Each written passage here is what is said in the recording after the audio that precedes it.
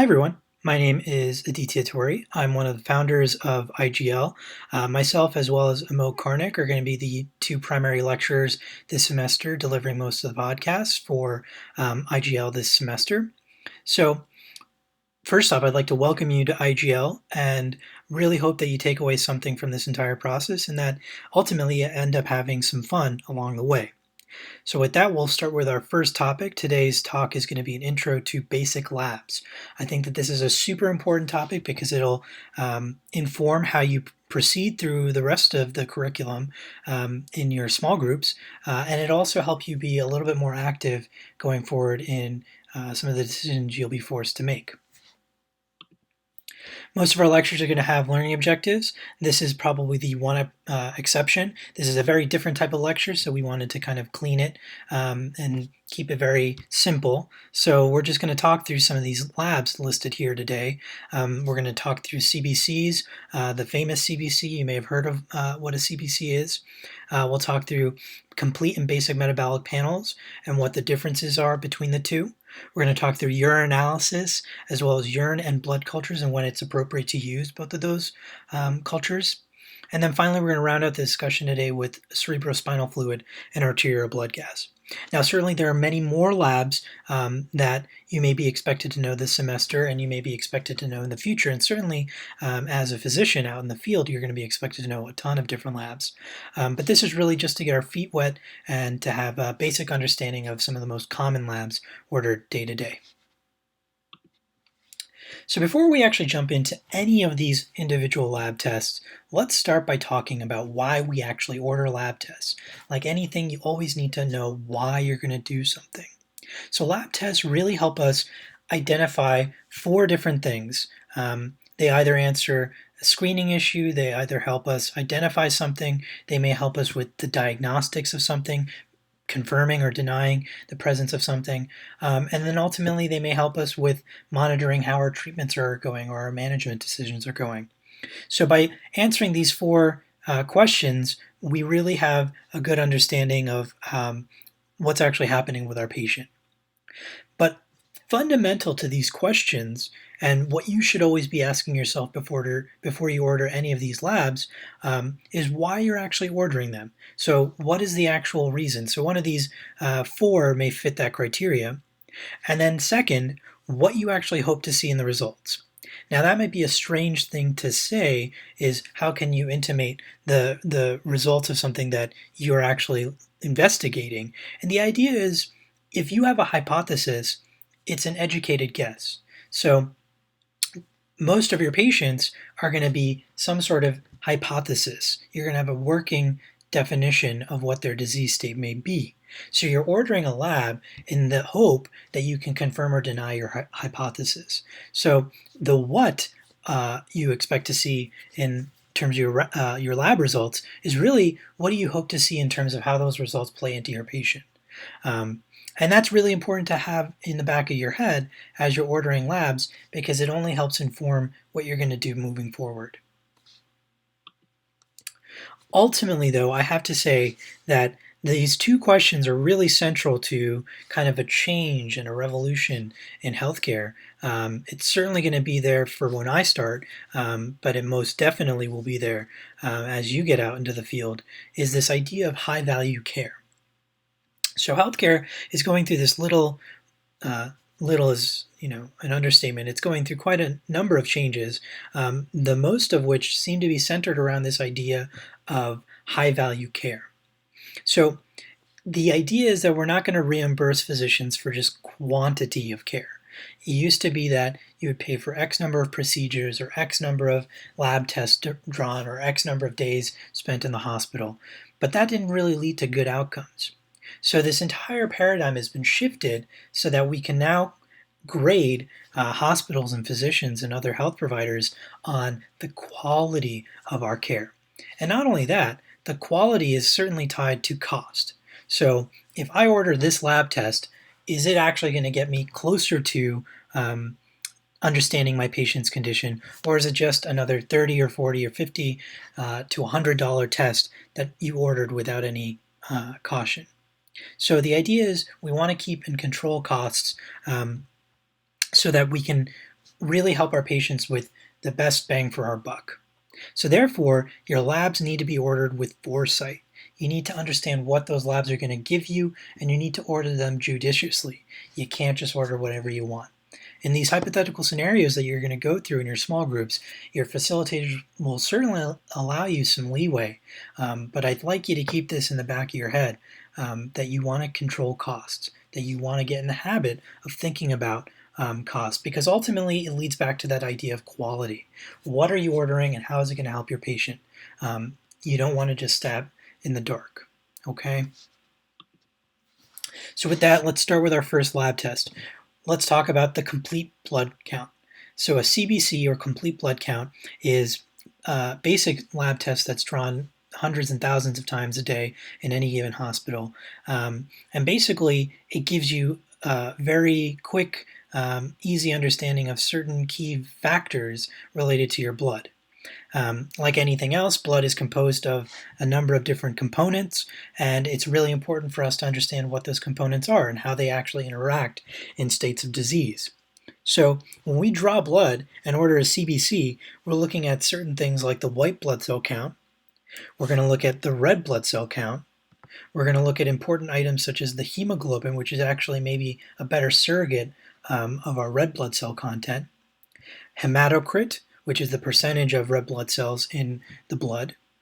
And then finally, some other values known as MCV, MCHC, and RDW, which have a lot more to do with states of anemia and diseases of low blood counts.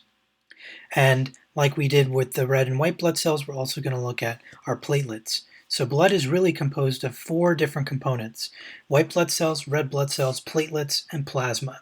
So when we actually draw the blood, we want to know what the numbers are for these different components. And you might see that there's a little red star next to white blood cell count. All white blood cells are not created equal, correct? So when you order a CBC, you can order it without or with what's known as a differential. Now that differential will take your white blood cell count and it'll actually divvy it up into the different types of white blood cells. That may include your neutrophils, your lymphocytes, and what have you. And it gives you the breakdown of what percentage those different cell types are encountered in the blood. So pretty basic. It gives you an idea of what's actually in the blood, and if it's high, if it's low, if it's normal, and what you need to do about it. Moving on to complete and basic metabolic panels. So very simple idea. The metabolic panel is another blood test.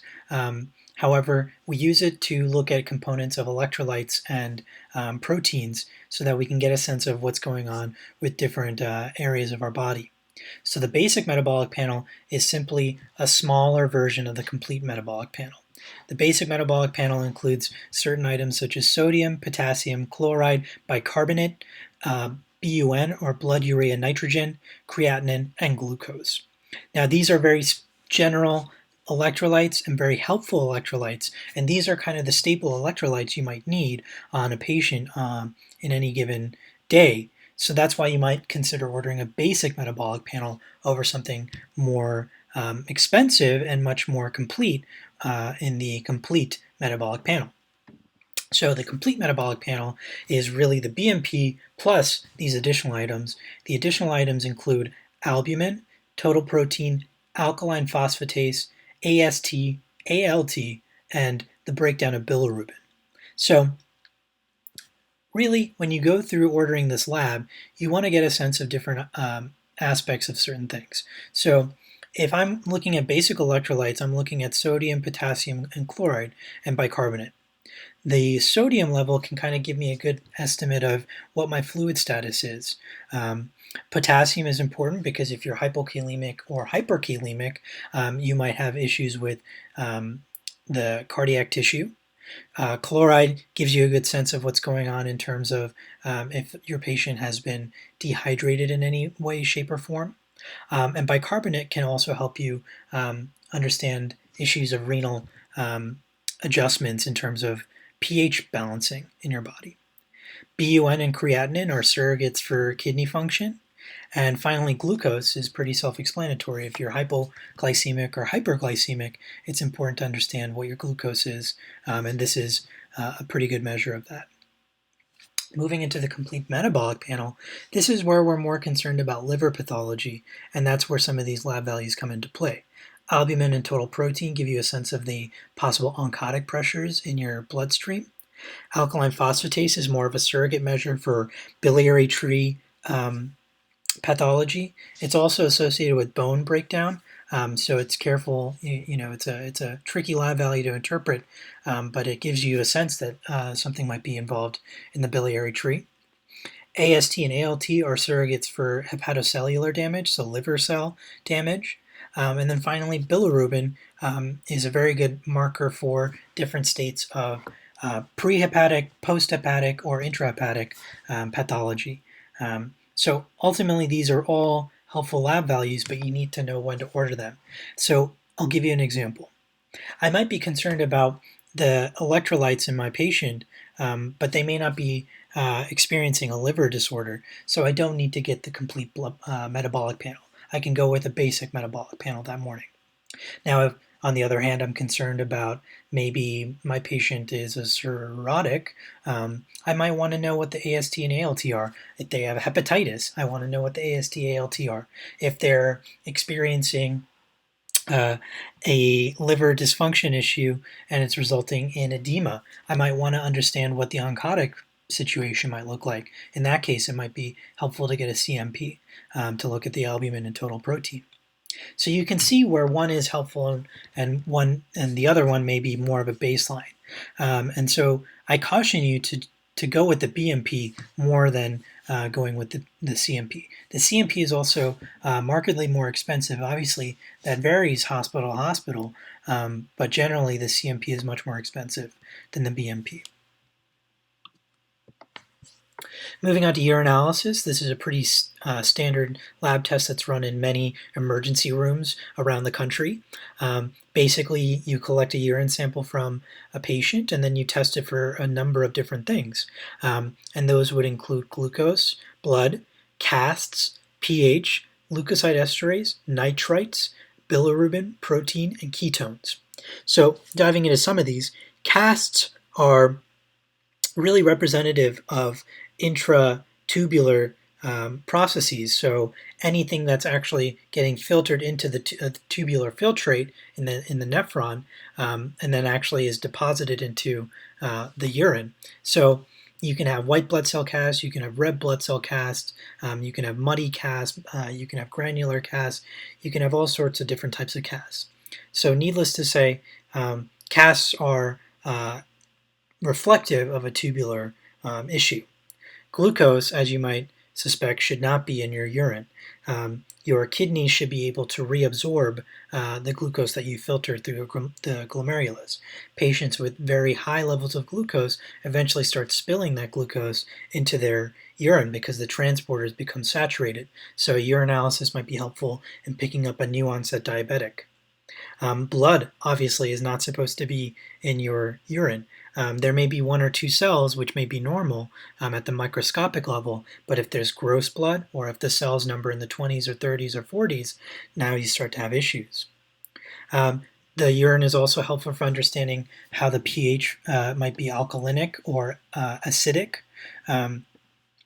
Leukocyte esterase and nitrite are more markers of urinary tract infections. Bilirubin, protein, and ketones follow similarly like glucose, and that they shouldn't be in the urine and may signal damage to the glomerulus. Following that, you might consider getting a culture, especially if you suspect that your patient has a urinary tract infection. It's really important to understand that a urine culture is very distinct from a urine analysis. You're not going to get a culture necessarily from a urinalysis. That being said, the same sample can be sent for urine culture. So the other idea that you want to keep in the back of your head in terms of urine culture is that the urine culture may not always be correct. And what do I mean by that? You always have to think about how these samples are collected. A lot of it is dependent upon the person administering the lab, right? So just like you might get something in an ultrasound, it's very tech dependent. It's based on their ability to collect information. So if a nurse or if you are drawing a urine culture and you might get some contaminant from either the actual genitalia, if it's an infected line, if they wear a diaper, these are all things to keep in mind as you're collecting urine. And that essentially means that the urine sample, which should be sterile, is not sterile because it's now interacted with outside items that may or may not be infected. Moving on from urine culture, you can also culture blood. Again, very distinct from basic blood work. You don't get a blood culture every single time you do a CBC. You draw a blood culture if you suspect systemic infections. So now this is something where you're worried that the infection has spread into the bloodstream. Very important thing to keep in mind with blood cultures, they have to be drawn from 2 separate sites. Again, for this concept of preventing contamination. Just like with urine, we want to make sure that our samples are uncontaminated so that we can get the best sample so that we can really see if there's any bacteria growing. Moving on to CSF, or cerebrospinal fluid. The procedure by which you actually draw cerebrospinal fluid is called a lumbar puncture. You basically stick a needle into a person sitting in fetal position between their vertebrae, somewhere in their lower back, around L4, L5. And basically you take this fluid that lines the spinal cord and then is also composed and produced in the ventricles of your brain. It allows you to understand some basic pathology in the brain as well as the spinal cord. So you analyze the fluid for red blood cells, white blood cells, glucose, and protein. And these all can lead to different conditions, such as if there's a bleed in the brain, you might see red blood cells. If there's an infection, you might see white blood cells. If there's a bacterial infection, you might see decreased glucose. If there's a viral infection, you might see increased protein.